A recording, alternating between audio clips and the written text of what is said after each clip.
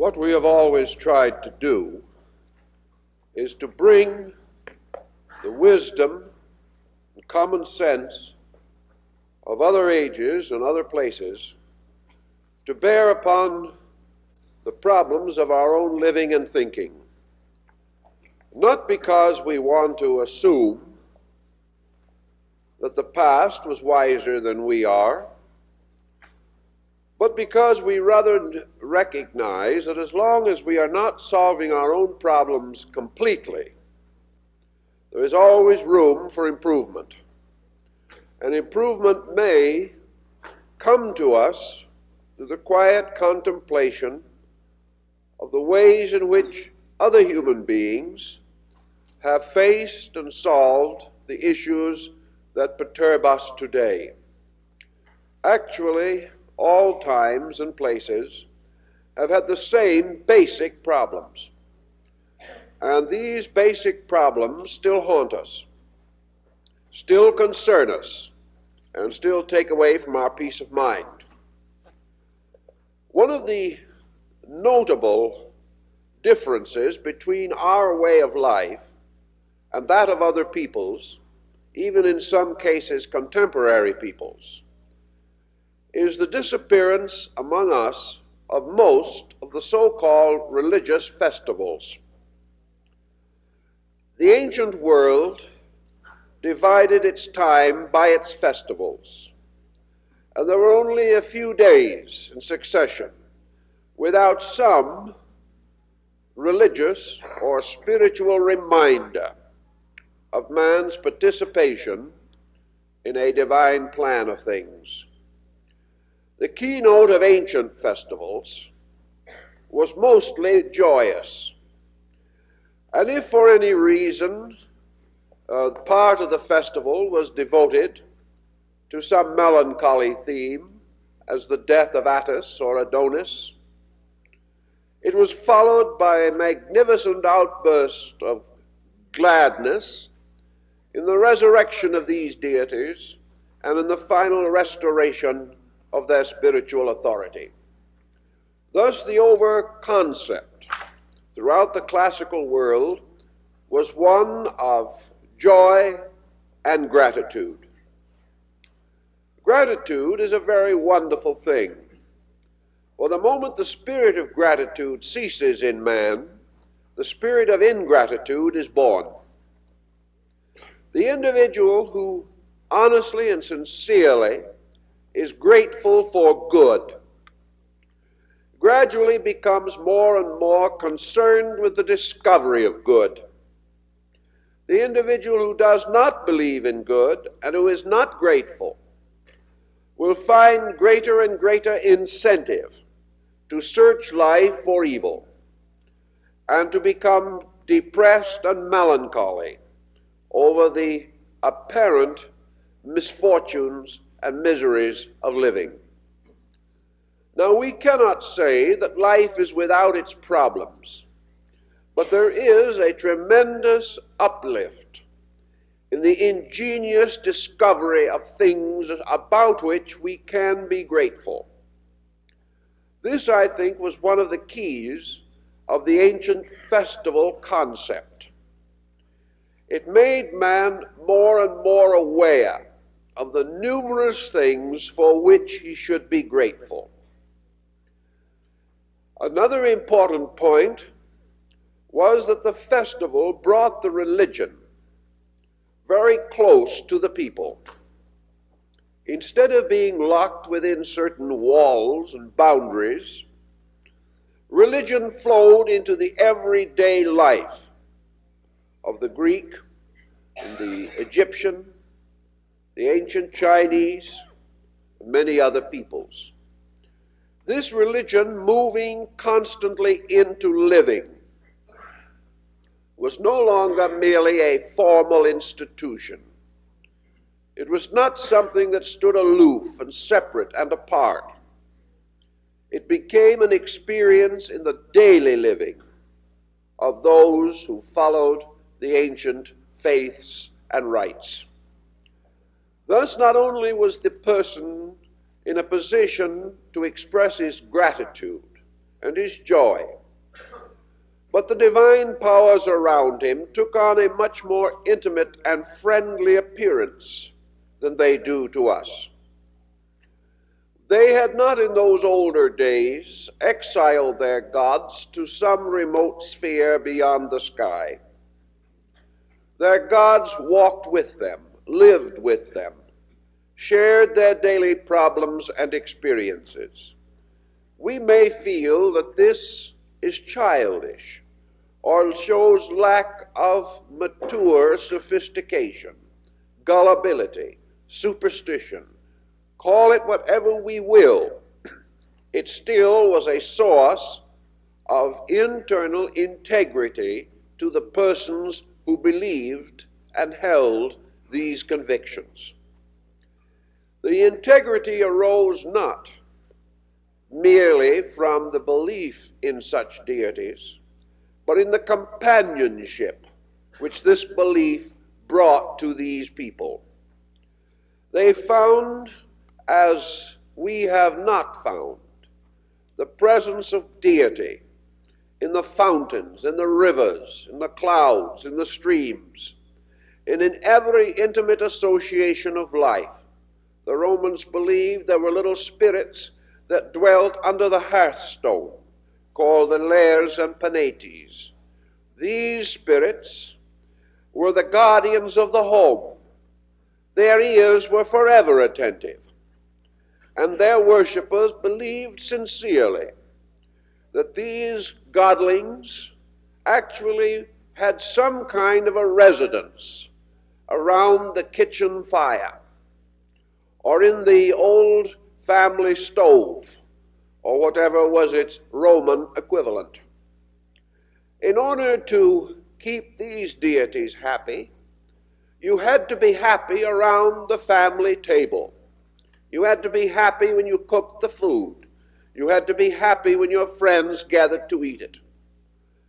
Unless you had a proper spirit of gratitude and cheerfulness, then these family godlings would be apt to allow the stew to burn, or in one way or another to chastise you.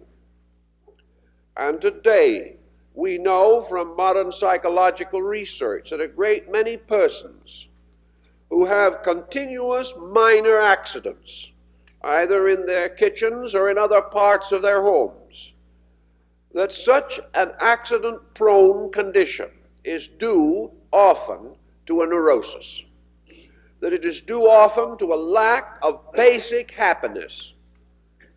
Now, these family spirits not only suggested happiness, but they recommended it.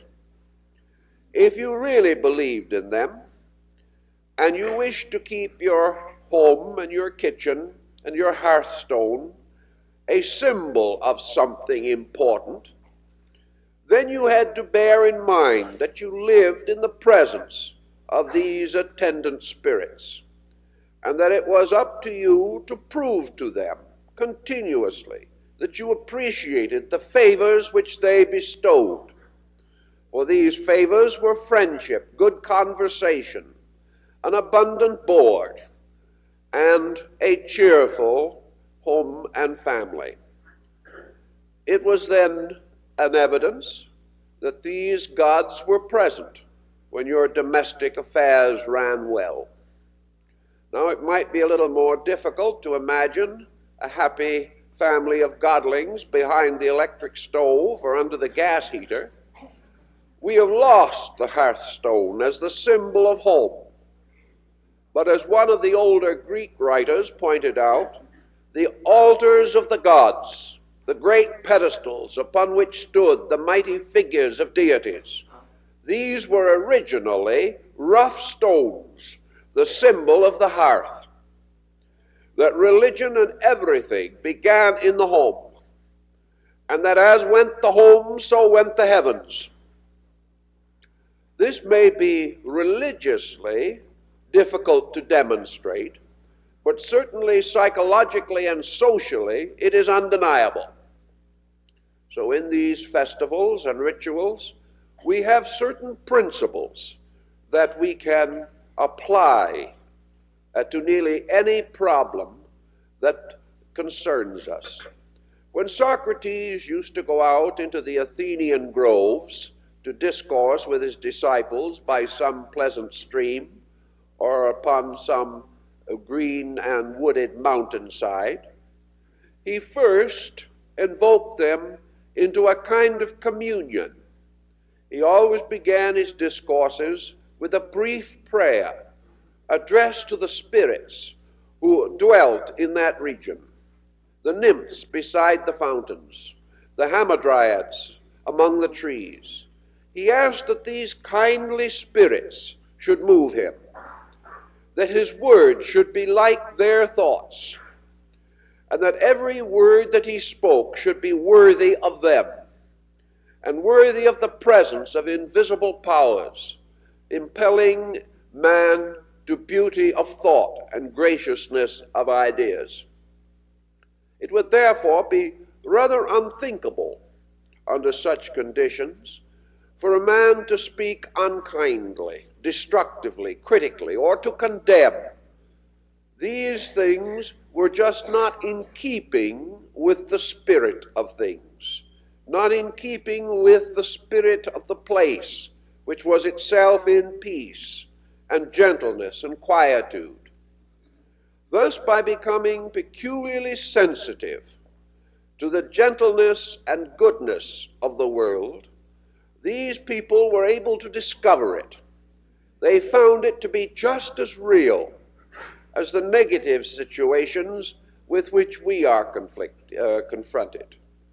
Let us remember, however, that this did not mean that they had a more fortunate time than we have. In 600 years of the history of ancient Rome, there were only 3 occasions for brief times when the temple of the war god was closed. Rome was at war almost incessantly for 600 years.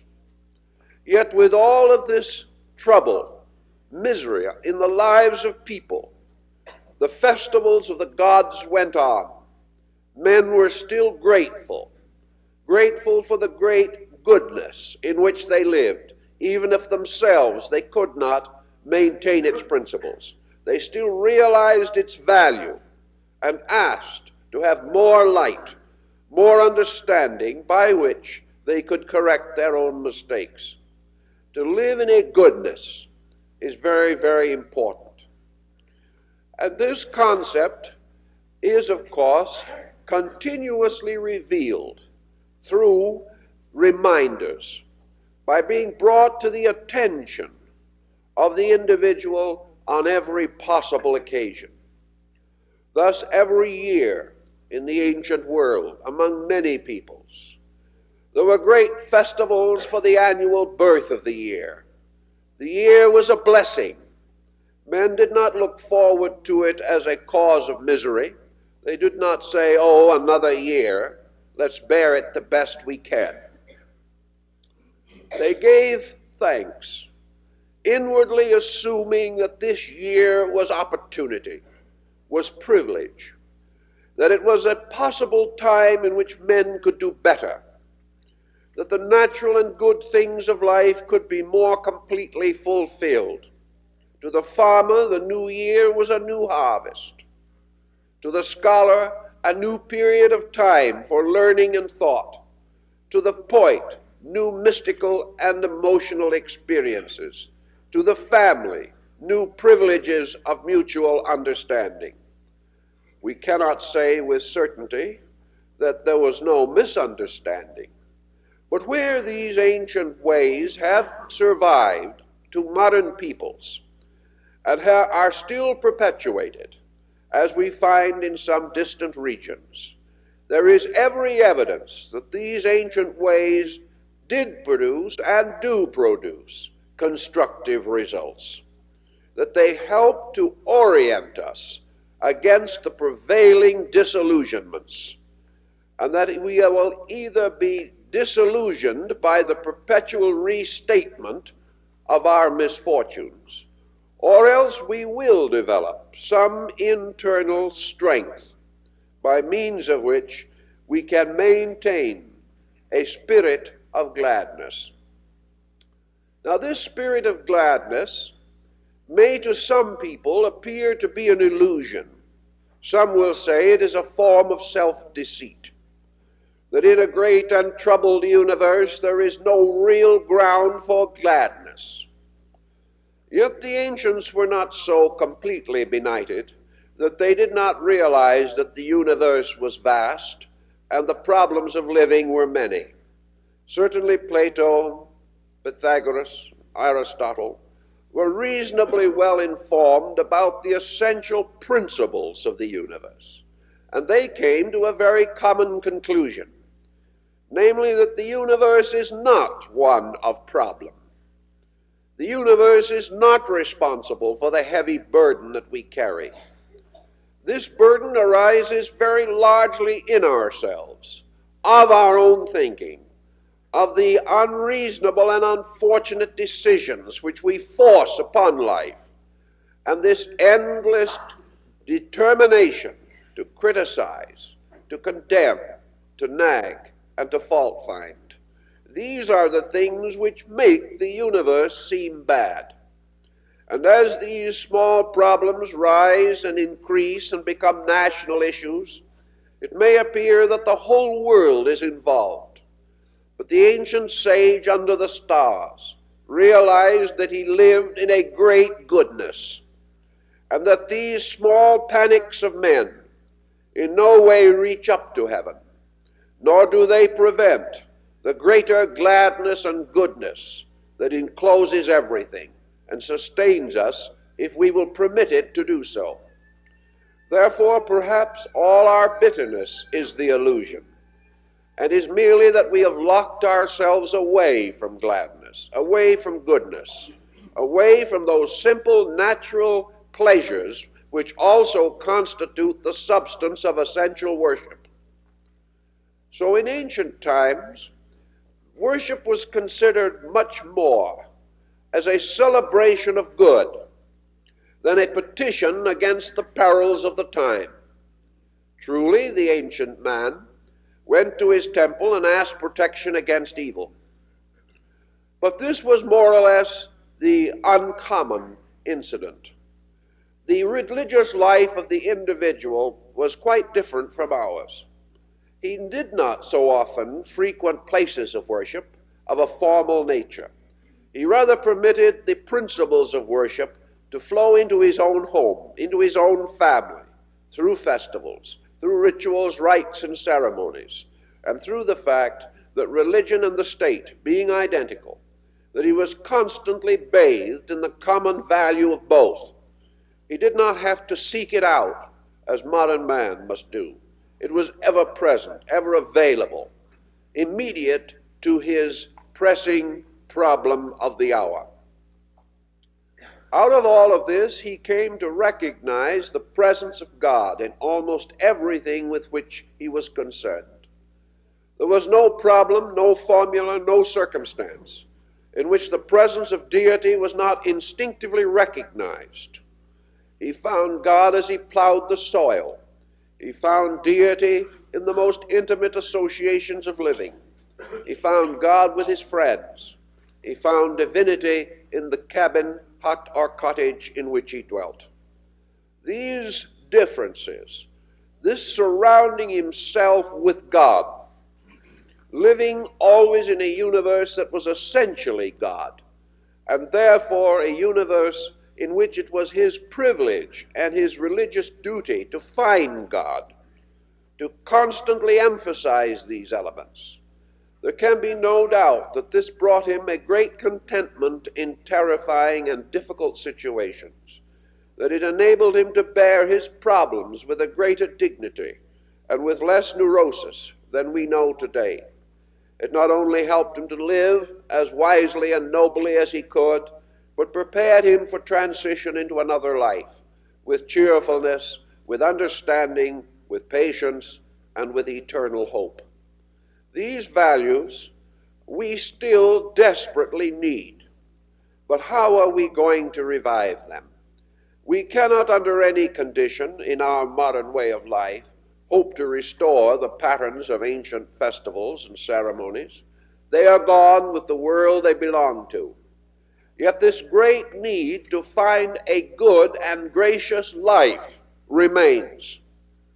We must therefore adapt our own requirements and develop a new understanding of life by which these things can be solved.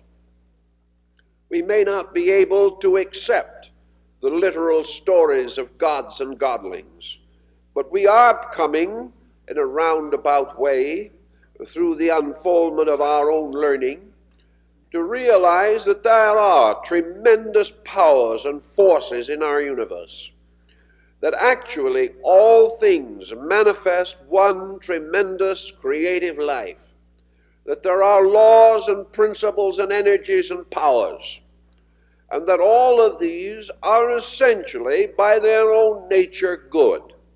And the proof of this goodness is that they have dwelt together in space for countless millennia.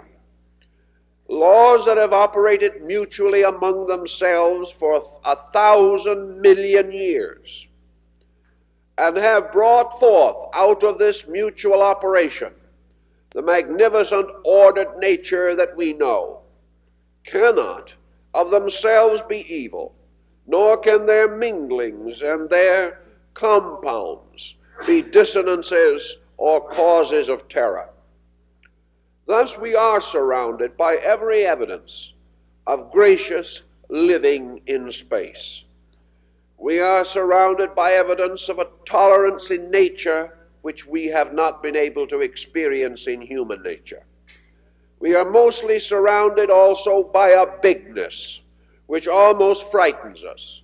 Yet in this bigness is our own challenge to a greaterness in ourselves, that we cannot live well and live smallly, that we cannot fulfill the great motions of space unless we find tremendous creative movement in our own souls. These things we know, and we like to affirm them, and we believe that we believe them. Yet in emergencies we run and hide ourselves in inadequate little shells, trying to protect our natures from the very truths that we most desperately need. Out of all of these problems, there gradually arose what might be termed the more modern approach to the consolation of spirit between God and his creation. And these modifications, these new forms of relationship between God and man, gradually integrated into the structure which we call the sacraments. These sacraments were not originating with Christianity. They were old when Christianity was new. But they were brought together out of an eternal worship. We find some of them mentioned in the Old Testament. We find others in the sacred books of other peoples. But the whole principle behind the sacraments, as they are variously administered in those churches which still practice full sacramentarianism, this particular type of thinking is based upon a series of personal allegiances, of personal convictions restated in the life of the individual. Among their purposes, of course, is to bring the conduct of man under the influence of a divine power. The actual statement of this power, that all of the principal activities of life, the principal decisions of life, the great moves and changes which accompany the natural unfoldment of man, all of these must be recognized as of spiritual significance. The removal of this spiritual significance loosens or breaks the relationship between man and the great spiritual ethical framework which is the basis of his life and his world. Furthermore, and perhaps immediately interesting to us, is the importance of the visualization and vitalization of the God concept in man. The definite trend today is away from this, and gradually those subtle bonds by which man instinctively turns to God for consolation or understanding or inspiration, these bonds are being broken, not always by intent, perhaps as often by carelessness, but by degrees the divine equation is disappearing from the patterns of our daily living. Our deities we hold in solemn reverence, but we do not invite them to our table. We do not recognize them as interested in the little things that we do. We have come to the conclusion that all these deities and powers are so cosmic, so universal, that they have no thought, time, or consideration for the problems of the average person. Yet our religions tell us differently, and even our Christian faith bespeaks firmly the immediate presence of God, a presence made possible by the invoking of that presence, that wherever human beings gather together in godliness, God is there. Wherever the individual feels the divine presence moving in himself, that presence is present in him. And therefore that the invocation of this presence is by a mood, by a kind of acceptance, by an absolute expectation. Now the value of this concept lies in the need for the individual to have some basic factor of strength in his human relationships. By degrees through the ages, man has developed an incredible inferiority complex. He has lost nearly all of his native optimism. He has moved from an aggressive state to one utterly non-aggressive. But in this non-aggression there is not the quiet philosophical detachment of the wise. It is the individual feeling himself powerless.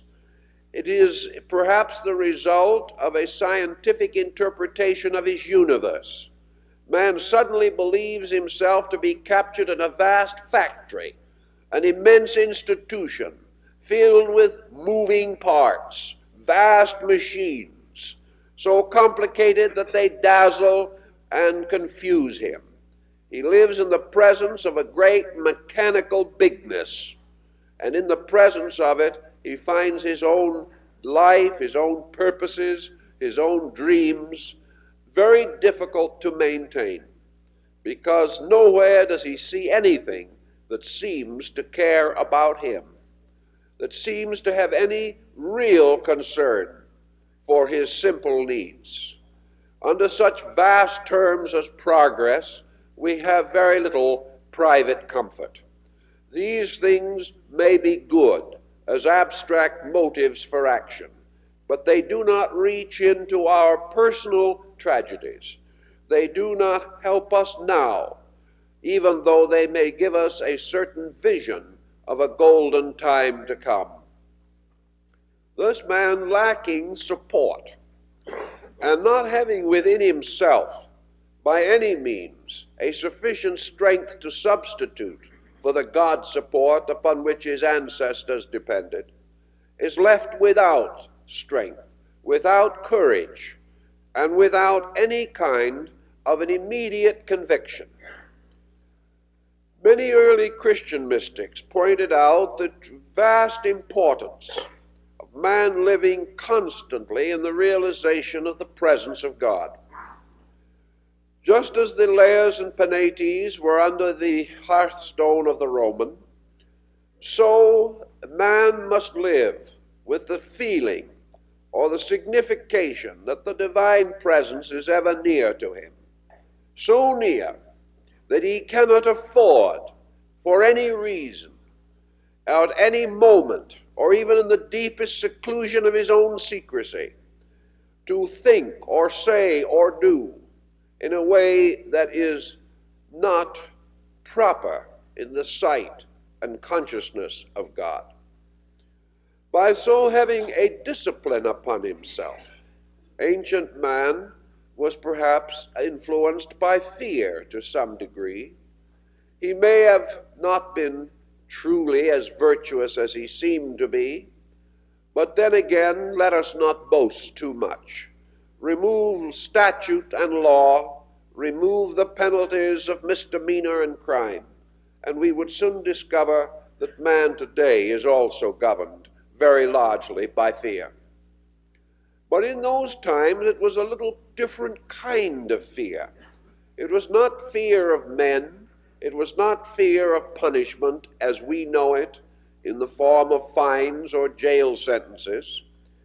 It was a fear that man would be separated from the love of God. A fear that by his own action he would no longer participate in a way of life that brought him peace and harmony and a moderate return in worldly goods. Therefore, ancient man was concerned. The unpleasant scene, the ungodlike conduct in his home or in his family would deprive him of the blessings of the gods upon his house. And deprived of these blessings, his house would not be as good. Psychologically, we know exactly what this means. It is very reasonable and very proper. The individual who destroys harmony in his own life deprives himself of harmony. For once he breaks its rules within himself, he is no longer able to prevent the spreading of this inharmony, which ultimately becomes a destructive force in his entire environment and can ruin his career. Thus it was in the beginning that by keeping the faith within himself, he tried to preserve those most immediate values, the loss of which will result in the immediate sickness of consciousness and soul. It is our loss of immediate values that has resulted in our unhappiness and the gradual disintegration of some of our most important ethical structures. The church, therefore, in its early days, attempted to bind the life of the individual closer and closer to deity. The primary motive was the statement of affirmation of allegiance. The individual made a decision. Perhaps this decision was not entirely maturely thought through. Probably it was not. But a primary decision about value is important to most everyone. The individual must either live under a concept of God as good, or else attempt to live without such a concept. Evidence, history, tradition, psychology, all these prove to us that man cannot live well without conviction, nor can he fulfill his life without some statement of allegiance. If he is strong enough, wise enough, and good enough to make these voluntary allegiances himself, dedicating with firm and positive will his outer life to the service of his inner experience, or has the strength and courage to seek and find the God in himself and make this power dominant in his affairs, if he has such fortitudes, then in all probabilities he has transmuted allegiances to their highest form. He has then found the true mystery of the dedication of a life to a purpose. If, however, he lacks this, if he has not the courage or the consistency to make such dedication, then it becomes more important that he finds security in common allegiances, that he finds a certain moral incentive to at least keep word solemnly given or obligation deeply taken. He finds in his obligations, therefore, certain incentives to keep these things which he has most sacredly avowed that he will keep. Thus he gains a certain strength of decency, a strength of integrity and consistency, which may give him help in a moment of great confusion or stress, forcing him to choose to keep the words he has given, rather than to depart into a hopeless uncertainty. Thus, all the way down through these problems, the effort to bind man in some way to a divine concept, to bind him to the service of divine principles, and to give him a recognition of the importance of such bindings. These have always been religious considerations from the very dawn of time, and are present in the whole broad field of comparative religion.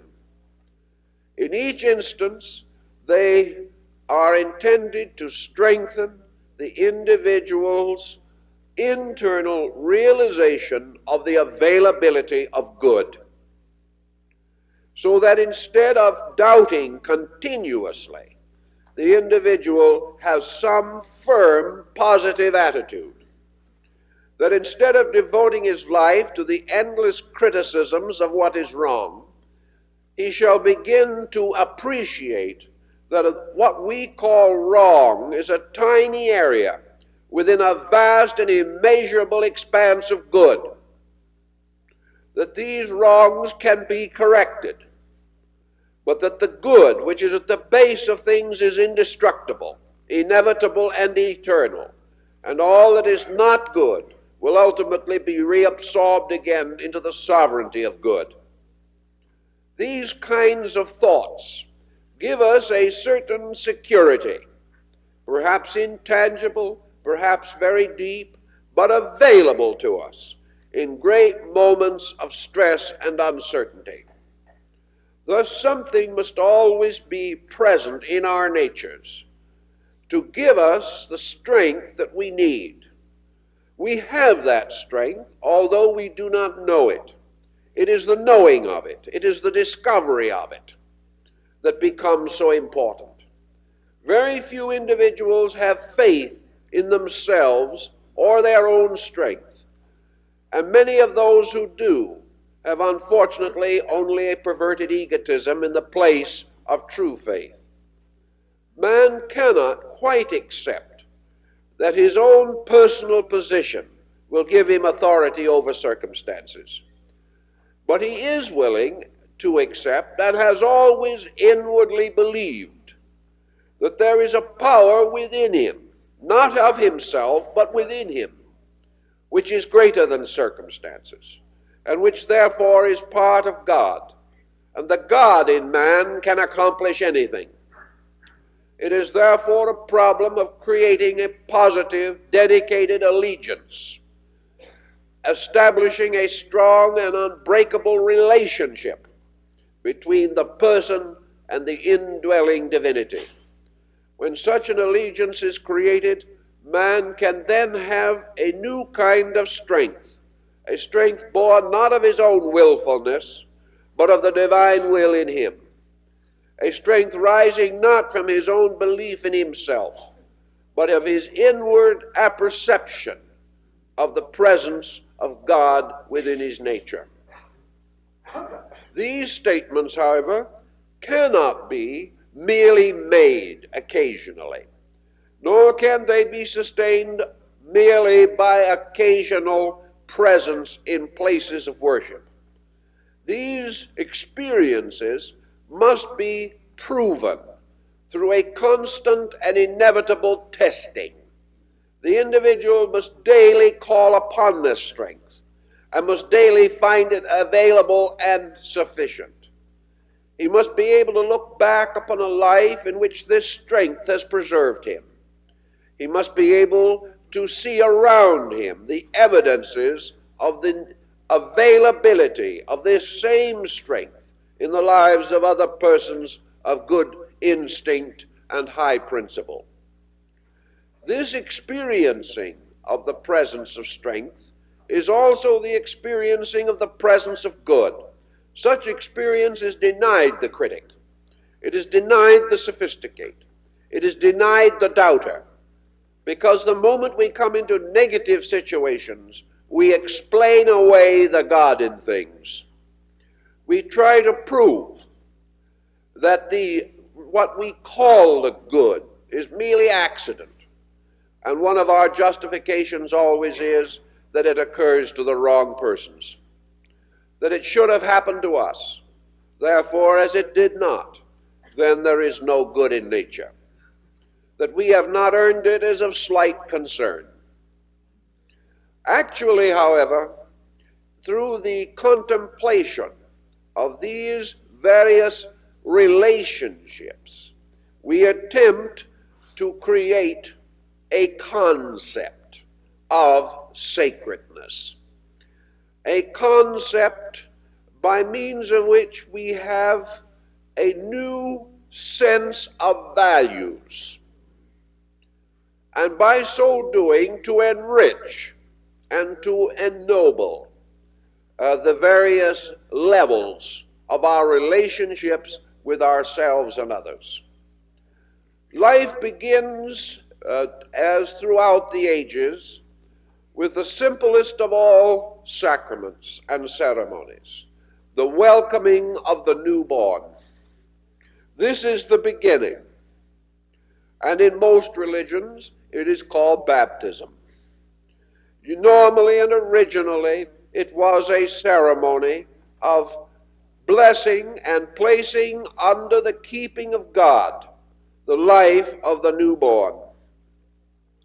Now this, of course, probably was of no great concern at that moment to the newborn infant, who usually proceeds to disrupt the ceremony by bursting into a violent expression of indignation, especially if immersed, sprinkled, or dipped in the procedure. Actually, like so many sacraments and so many religious circumstances, the primary purpose of this particular ceremony is to reveal to all, parent, friend, and stranger, that this child has been placed in the keeping of our faith, has been made part of our life, and that therefore this child is now under the peculiar and constant protection of our God. Such was the ancient concept. Anyone who slighted that child slighted that God. Anyone who neglected that child neglected that God. Anyone who broke faith with that child broke faith with that God, because that child was dedicated. Therefore, it was the natural duty of every person who came into that child's life to treat that child as one standing in the presence of God. Now, this could have a very healthy effect on the relatives.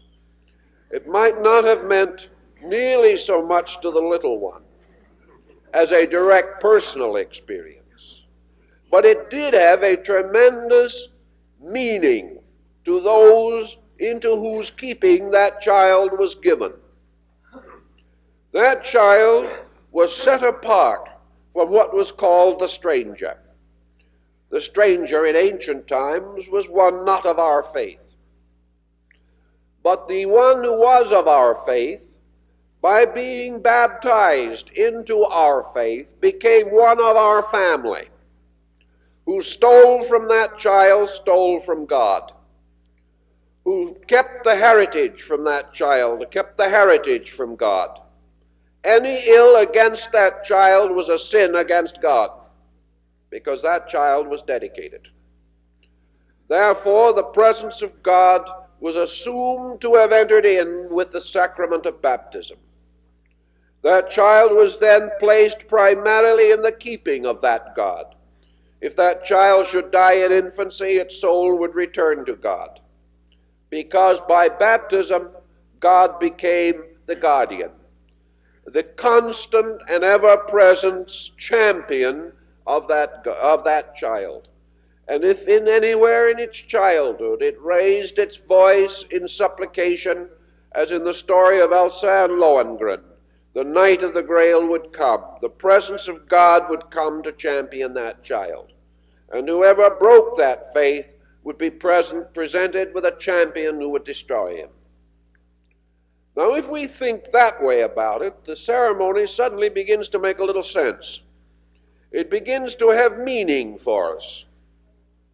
It reminds us of our spiritual obligation. It reminds us that with this ceremony, by which a child is brought into our faith, he is brought into our family, he is brought into our lives, he is one of us, and no man may turn against his own without the vengeance of God, according to ancient belief. Now, this vengeance of God was not a thunderbolt or anything of that nature. This vengeance of God was the broken home, the delinquent child, the juvenile criminal. It was the neurotic child going out into life ill-adapted, and also the child that in later years turns with anger upon the neglectful parent. These things work out their own ways, but according to the ancients, all these little evidences, all these working out of things, all were evidence primarily of God and the law, kept or broken. And that in this, society, having accepted the child with the sacrament, then neglected that child, would have the delinquent to face later because it had broken the faith. So the theory of baptism was, of course, clan membership. It belonged into the pattern of things. Now, among the other ancient ceremonies, there was always that which was originally called the giving of the milk name, which was given in the ceremony or baptism or sacrament of christening. In this sacrament, the child received a name. In the old days of the church, it was usually a saint's name, in order that the child might come under the particular influence of that saint, who for some reason was regarded as of special benevolence. Also, it was assumed that it was a saintly name. And in ancient times, every name that was given with a motive, with a reason, and with a purpose. Who speaks a man's name tells him something. Who uses his name, who addresses his name, calls upon not only the outer nature of that person, but upon the total being of him. An individual is not merely a body with a tag hung on it. This name has meaning. Therefore, this name was sacredly bestowed. And whenever a man is called by his name, that which he is called to do must be lawful. Whenever he is addressed by his name, he must be attentive. Whenever his name is placed upon a document or a paper, that name is a sacred obligation. Everything, therefore, means that the defense of this name is very important. In ancient times, the priests usually devised the name or selected it, often because it represented a hero or some person of great previous accomplishments, as we said in the early Christian church, usually a saint. If this name had a sacred or spiritual connotation, and originally it always did, any individual who went against his name, broke his word, which was his name, was therefore guilty not only of an ordinary civil error, but brought contempt, brought disrepute upon the meaning of that name. And that name was given to him to honorably bear. And by that name he should be called. And when he is called, he should answer. And that name is placed in the book of life. And that which is against that name is against the bearer of that name. Therefore, by name, the individual was initiated into the mystery of honor. that all relationships in life are to be held with the greatest and the most exacting honor, that this name is a bond, that this name is the intangible ingredient in every compound, that when we speak a man's name, we know his bond and his word. All we must do is say his name, and everyone will know that he is honorable, because it is an honorable name, and because he has kept it so. Therefore, religion anciently taught that it was a spiritual virtue necessary to the salvation of man, that he shall keep his name clean, that when his name is spoken, no man shall rise against him with good cause, that when his name is spoken, men will honor his name and the Father in whose name he served. And as the sacred name of God was called upon in the most profound rituals and mysteries, so the sacred name of man is called upon in all emergency. When we are in trouble, we call the name of our friend. When we are sick, we call the name of our family. Whatever arises, we call the name, and that name shall not fail. And the failure of that name is a sin against God.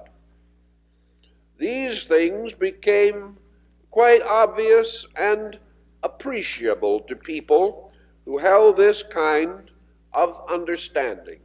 But today, in our way of life, the Bills and the Marys and the Joes and the Petes do not mean what they used to mean. And yet they do, in a strange way. Every woman with the name of Mary, this means something, but she never thinks of it, or seldom does.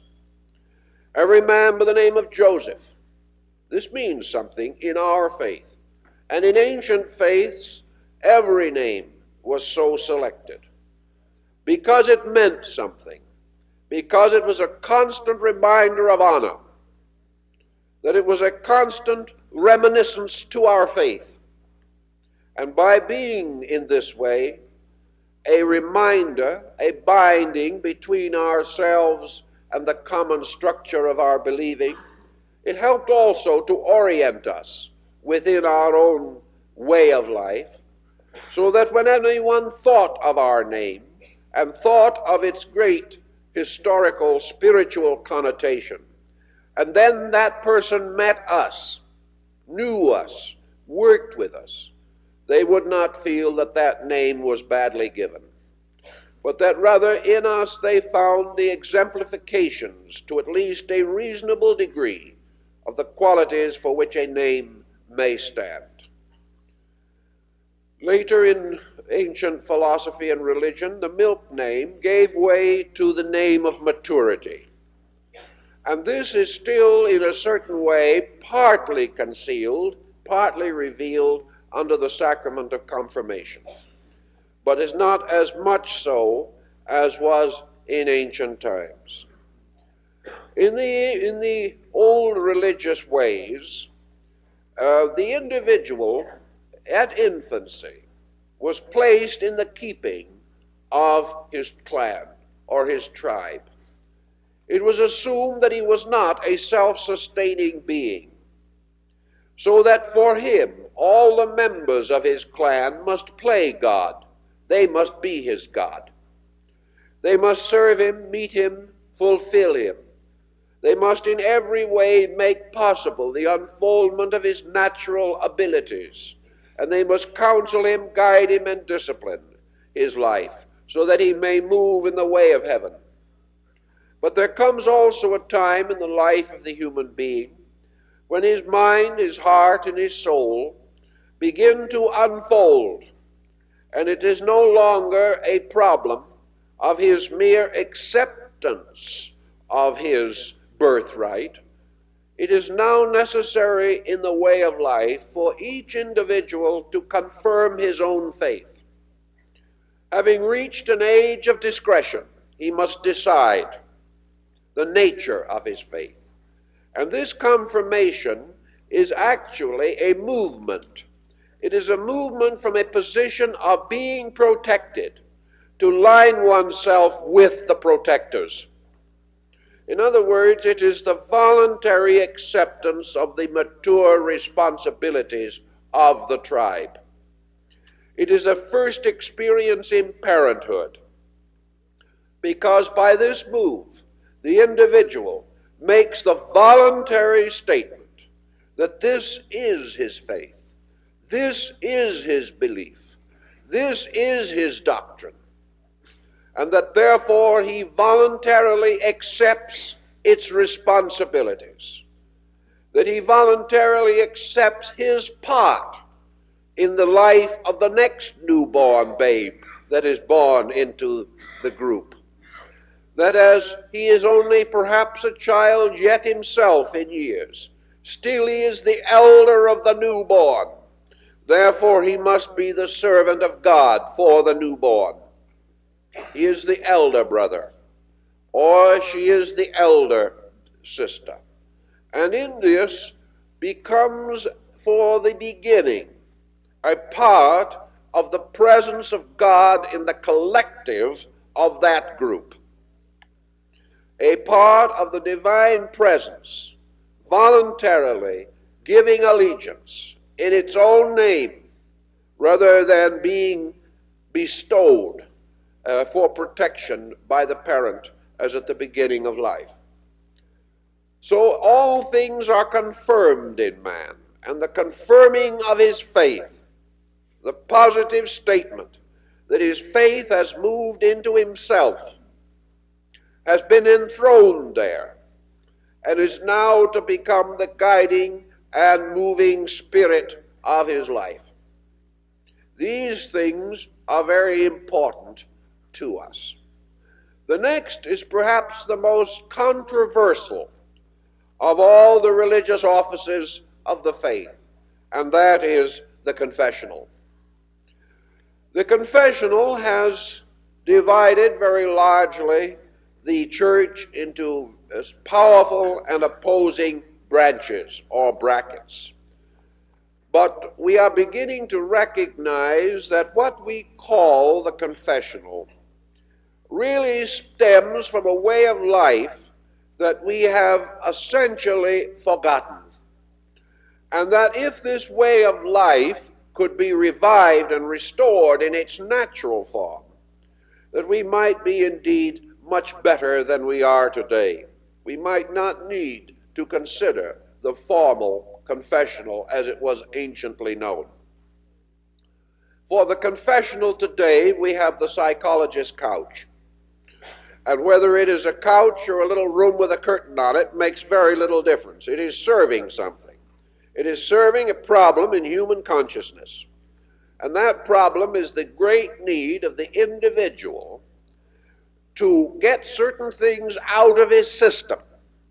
And more than that, to relieve himself of the strange weight of original and natural sin. We all have guilt mechanisms. Guilt is a very useful emotion up to a certain point, and then it becomes a very tyrannical and terrible one.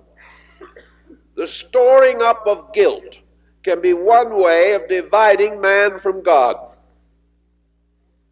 The individual who is constantly worried about his sins, or who finds in his sins a cause of such terrific self-punishment as to destroy for that person all of the grace, all of the goodness, all of the beauty, and the happiness of living.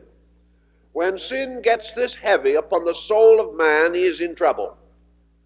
He is going to either have tremendous psychological pressures, or he is going to drown in an uncertainty. He is going to reach the point in which he feels there is no return, and he is going to regard himself as destined inevitably for limbo. Now, between these two positions is a modern agnosticism in which the individual, not believing that he is going anywhere in any case, is relieved of part of this. But what he is not relieved of is the pressure of the complexes and confusions of daily living. He cannot be relieved of these. In fact, he is made in a more difficult situation because he suffers from the total disturbance of disorientation. It is bad enough to believe that we are miserable for a purpose. It is still worse to believe that we are miserable for no purpose. And that is very largely the problem of the materialist, as one individual observed when he went to the funeral of an atheistic friend of his and found the gentleman laying in the casket in a fine new suit. He shook his head sadly and turned to another man and said, "All dressed up and no place to go." This type of confusion is also most disheartening. Our psychological problems today are multiplying rapidly because the individual now regards himself as suffering for no reason.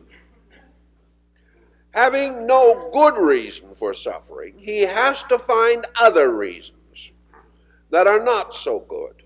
So now he decides that suffering is caused by his ancestry or because he fell on his head in childhood.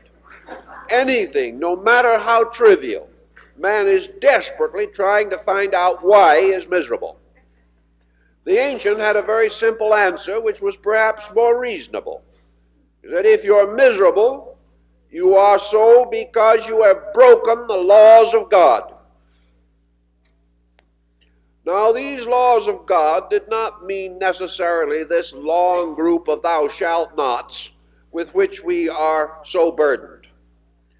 But to the ancients, the law of God represented much more intimate and gracious things. We break the law to the minds of our remote ancestors when we cease to be hospitable, when we are no longer kindly, when we are no longer willing to overlook the inevitable shortcomings in others. We break the laws of God and of peace of mind when we begin to criticize and condemn and fault find and neglect and avoid and evade. These are the simple ways that we break simple laws and bring upon ourselves simple and natural misfortunes.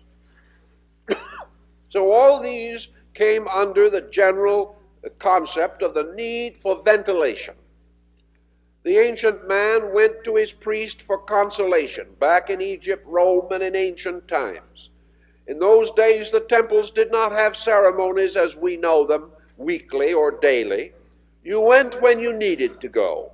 You received help, and most of your formal religion consisted of these great festivals and occasions. Therefore, the priest was always available as a counselor to try to assist the individual in the orientation of his life. But he was not a preacher as we know it. He was rather a teacher and a counselor. In this way, by telling the story, by being reminded perhaps that all our problems were not as big as we thought they were, that actually because we forget or falter or fail a little is not a sign we are lost forever, that it is possible for the child to make a mistake, to come and honestly regret it, and still remain a happy, adjusted, and welcome member of the family. Whereas if the secret is kept, whereas if the child hides its mistake, or the parents do not intelligently help the child to solve the mistake, the small mistake becomes an interval which gradually increases until comradeship, fraternity, and understanding are totally lost. All these things the ancients concealed within this concept of the individual relieving himself of his pressures by expressing them, by unfolding them, by listening to his own words and perhaps learning greatly from them, and also from the realization that these small mistakes do not constitute so terrible a structure of sin that man should believe himself to be living in a world that exists only to punish him. And the individual who has no outlet comes often to conceive the world as a field of punishment, rather than as a field of growth and understanding and joy and friendship. The next of the important sacraments, of course, in connection with our way of thinking, was the sacrament of marriage. And in this we have a problem that still survives very strongly in our human relationships. There is an ever-broadening problem here, a problem as to the sacredness of human relationships. And of course, in the course of time, a large part of this sacrament has been diluted, has been reduced, until today it is either ecclesiastically or merely legally a requirement rather than a sacrament. It is something that must lawfully be done, whereas to the ancient man, nothing was truly lawful or truly necessary unless it was done with great beauty, meaning, and significance.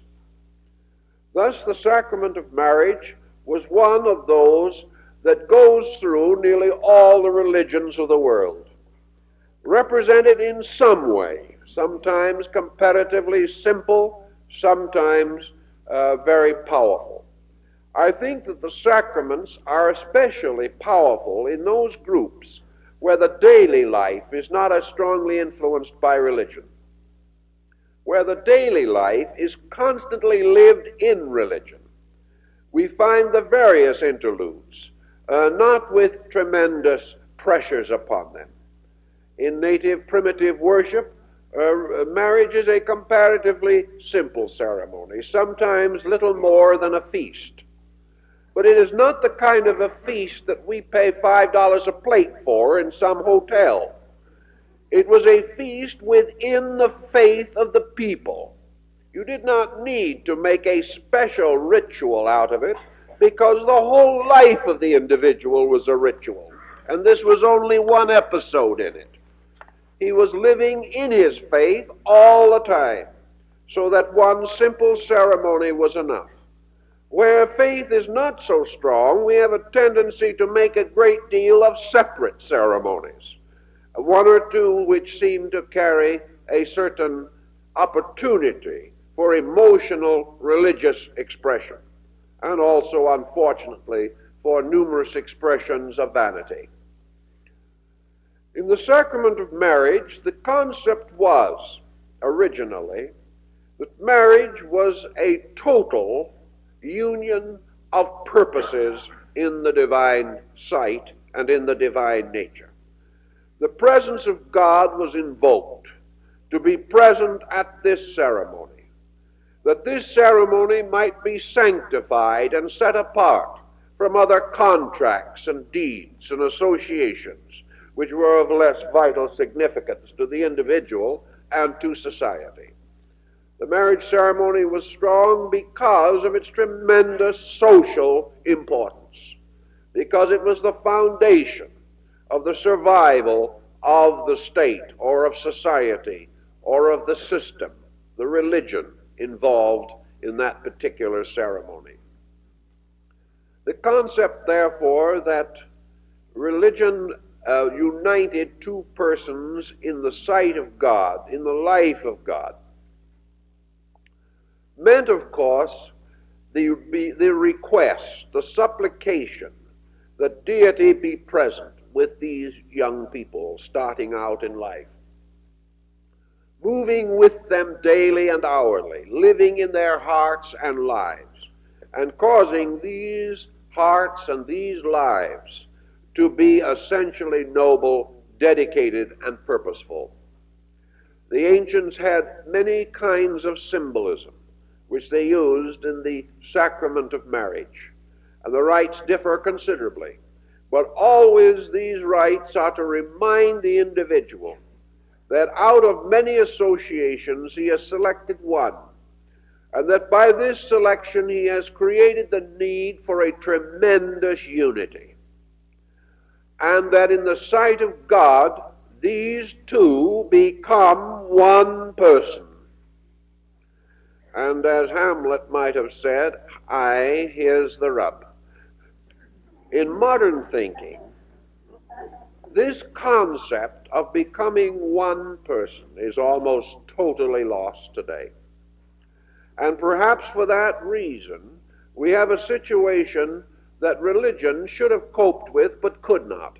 Namely, that where two persons become one, neither can be in himself selfish or separate.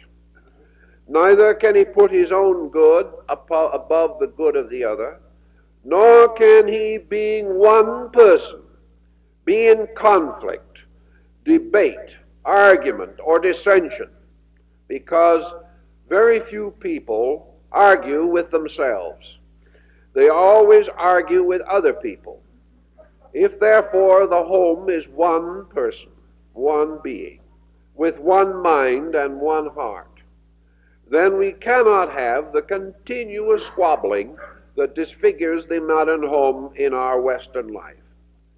Now everybody gets worried about this one-person problem. Somebody says it means submergence. It means that the individual can be no longer himself, that he must sacrifice this and give up that, that he must be overshadowed by this, that he must become a non-entity as the result of that, and all these things. And all this goes against our tremendous, dramatic, militant desire to remain ourselves at all cost. So we remain ourselves, and it is at all cost. The cost is far greater than we will ever be able to understand or appreciate. Western man has not found the virtue of attempting to forget himself in the service of other things. He is always self-reminding, self-remembering. But actually, the problem is not as serious or as difficult as it might seem. The psychology has built too many overtones that have no substance in reality. Man believing in God and believing God in him does not enter into conflict necessarily because he is expected to obey the laws of life. Nor is it necessary that he should enter into conflict or sense competition in his effort to establish a home. These things represent a superficial approach. Actually, the individual wishing to go ahead, wishing to be successful, wishing to be in some way outstanding in his community, wishing for happiness, and all these things. All he has to do is enlarge his wish and enclose all of himself in that wish, instead of making it a thing separate. If these two are now one person, then that good which either desires becomes the common good, and the individual who wishes to get ahead brings his family with him, rather than entering into conflict with them. And we also observe that in experience in living, a sense of a spiritual requirement, a spiritual emergency in our lives by which we have to keep certain principles, often gives us the courage that the so-called legal ceremonies or secular ceremonies do not give. Also, this ritual is something to be remembered. It is an occasion, and particularly in the life of the young woman, the remembrance of this is an important strength in time of trouble. If all of the religious overtone is gone, there is very little to remember except the cost, and that is not enough. Whereas if the individual firmly believes that there is a spiritual magic in this ancient ritual, then this magic may come to his help in time of trouble, and will have a tendency to cause him to try a little harder to make this marriage important, because it has been made important by his most sacred belief and feeling, that is, the authority of his faith.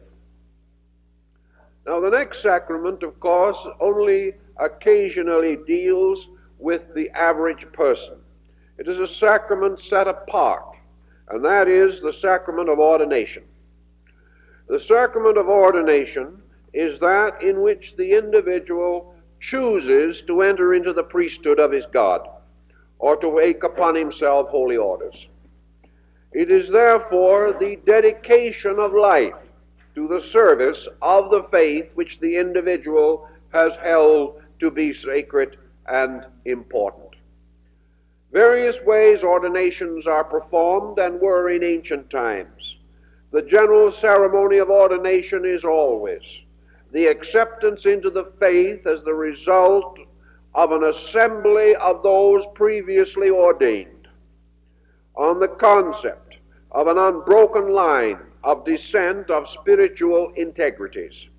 This concept being called in Christianity the apostolic succession, presumably directly traceable to the laying on of the hands of Jesus upon his disciples, and they in turn dedicating others by the placing of their own hands upon them. Thus, this concept is a descent of a spiritual kind of special value. But today we are no longer so profoundly concerned with its antiquity or its apostolic demonstration as we are with the simple fact of consecration.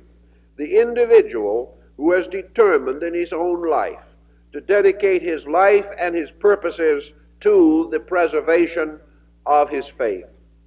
Therefore, this becomes one of the most serious and important decisions in the life of the individual. It is a change of career. It is man choosing God as a career.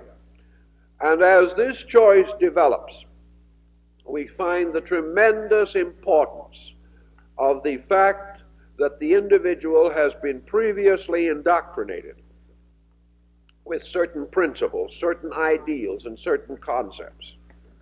Because the moment the individual rests his full future and life upon spiritual foundations, he finds great need for fortitude, great need for patience and understanding and forbearance.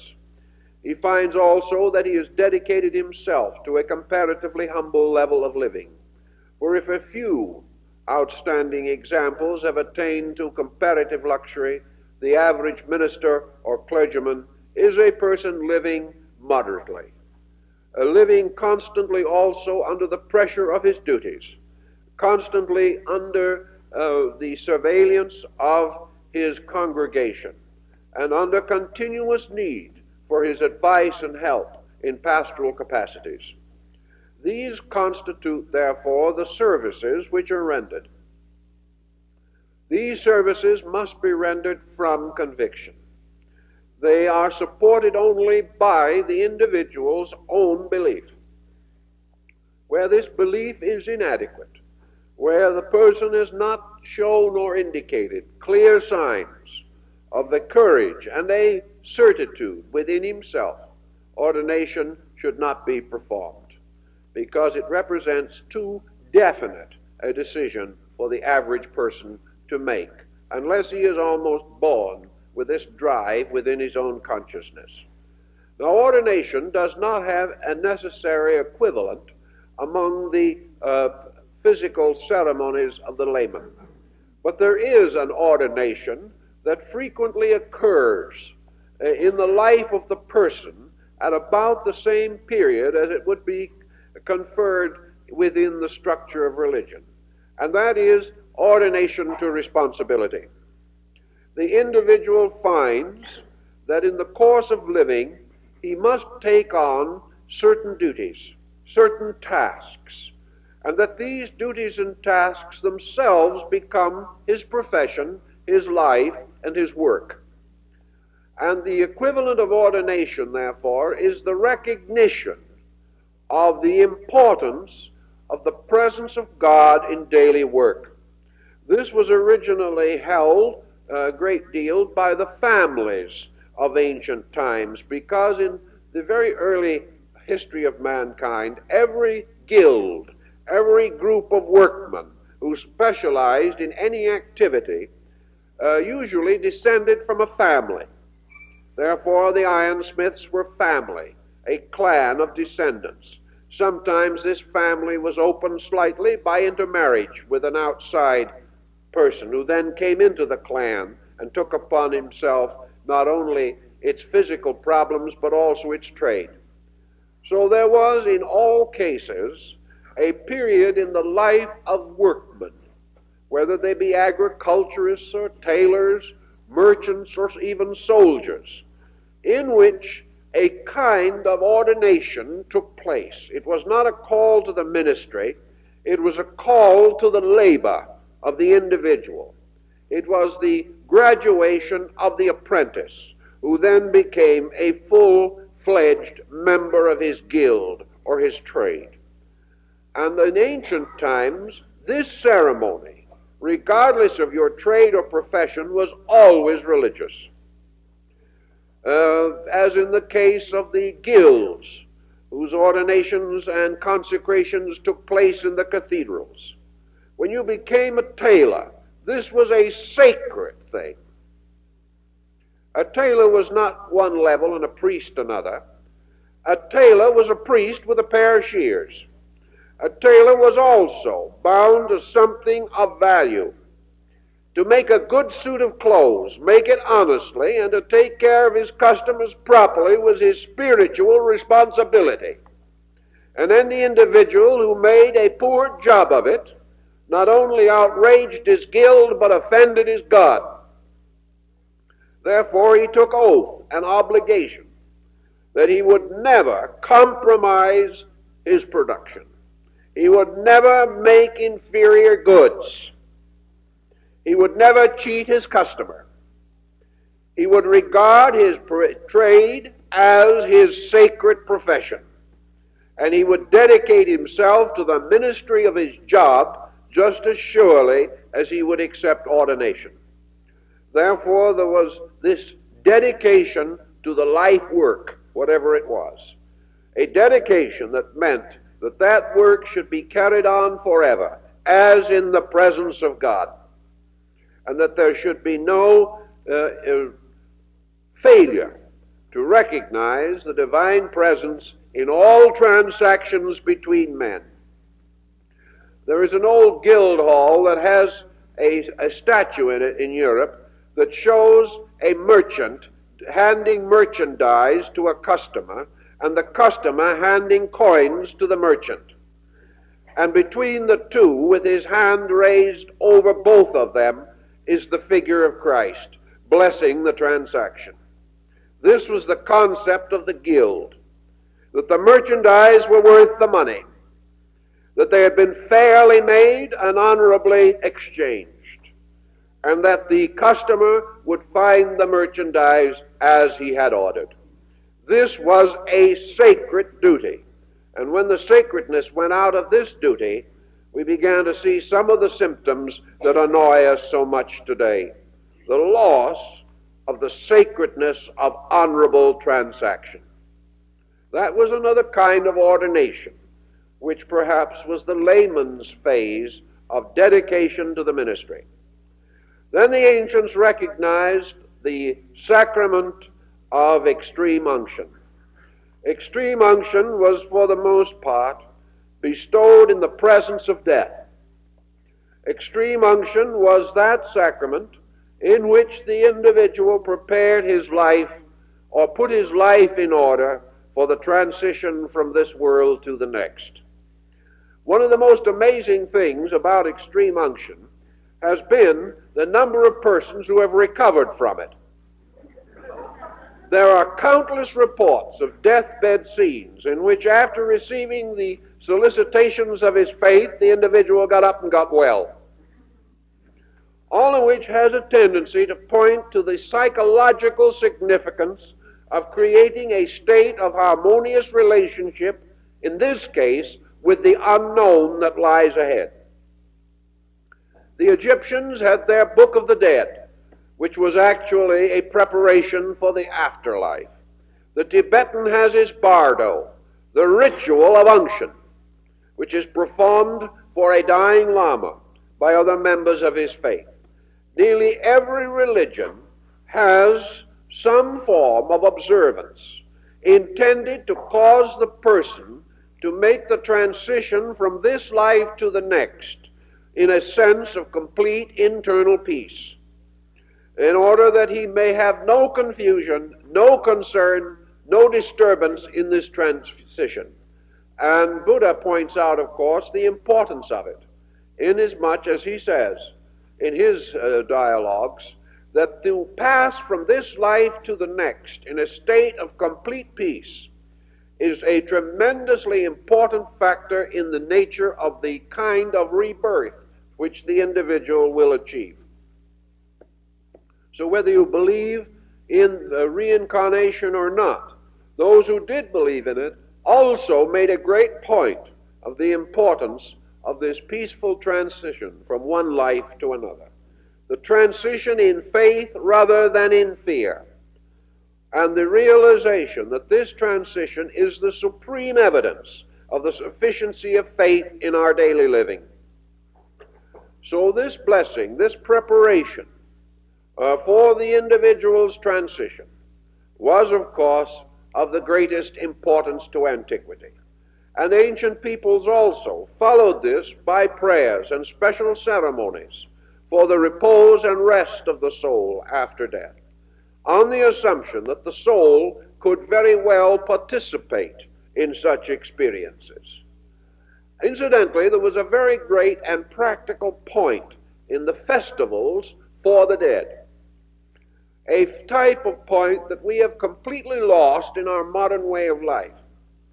For those recently bereaved or under the great strain of loss, it is a terrible thing to simply let these persons work this out the best they can. There is something wrong about this. For a bereaved family to listen to some clergyman at the funeral say, "The Lord giveth, the Lord taketh away," is very, very unsatisfactory. It results in a great deal of negative self-pity, sorrow, disintegration of personality, disorientation, and a long and perhaps critical period of psychological recovery. That is, of course, assuming, and we should assume, that these values represent real relationships and that the loss is a real loss. The ancient did not face it in quite that way. He usually arranged a pattern. One thing he did, which was very important, was that he claimed and believed that he wanted the deceased person, who might hover around for a time as a soul, to be sped on its way with gladness. In other words, it was considered a very bad breach of etiquette to go around mourning your dead. What you had to do was to think of them and not yourself, and in so doing to do everything possible to make them feel that you were strong and that they were free. This was essential. Now, of course, the thing that it actually did was to help you to believe that, so that your own life, instead of being dedicated to these dowerful circumstances, consisted of festivals, ceremonies, and occasions in honor of the dead, by means of which you repeatedly proved to them that you remembered them with love and affection, but you always wished them well, and you hoped for them all happiness. And as one of the old Greek writers said, no soul can be happy if it is of the opinion or is of the mind that those that it left behind and loved are miserable. Therefore, the point is to try, as the Greek did, to prove that this loss was not without understanding, that God had brought comfort, and that the primary concern was that the deceased soul should know that we are carrying on wisely and happily and well and doing all the things that perhaps they would have wished us to do. So to create a ceremonial around this constituted part of the ancient way of life. Now, from these various elements, there are things we can learn and in the learning of them perhaps find courage in minor directions of our own lives, always realizing that the purpose of all these rituals is to remind us of the presence of a good God, to remind us of the availability of a divine power, and to remind us that our own lives, if they are to be happily lived, must be lived in a condition of perpetual dedication to the principles, will, and purposes of this God. But that this God is not a God of vengeance or of hate or of misery, therefore may be worshipped in joy, in beauty, in truth, and in understanding, and is most worshipped by those who discover in God the source of all goodness, rejoice therewith, and strive to live according to such conviction. Time's up.